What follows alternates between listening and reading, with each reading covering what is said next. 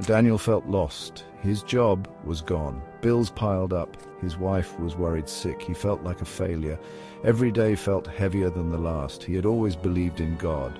He prayed for strength, but the answers seemed distant. Doubt crept in. Was anyone listening? Did anyone care? One evening, Daniel went for a walk. The weight of the world was on his shoulders. He didn't know where he was going, but his feet led him to a small church. The church doors were open. He hesitated, then stepped inside.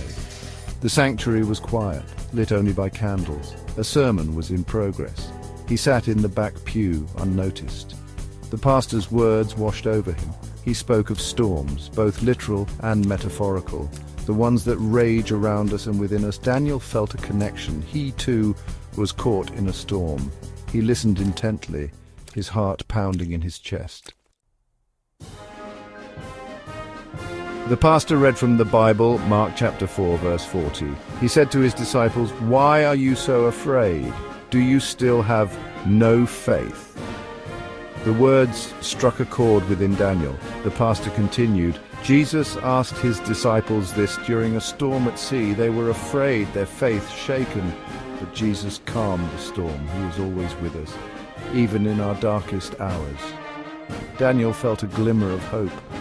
Maybe, just maybe, he wasn't alone in this storm. Maybe Jesus was there too.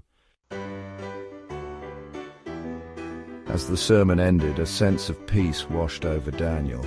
It wasn't that his problems had vanished, but he no longer felt alone. He remembered Matthew chapter 28, verse 20.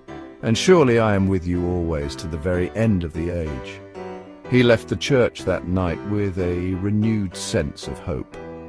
The road ahead was still uncertain, but he knew he wouldn't face it alone.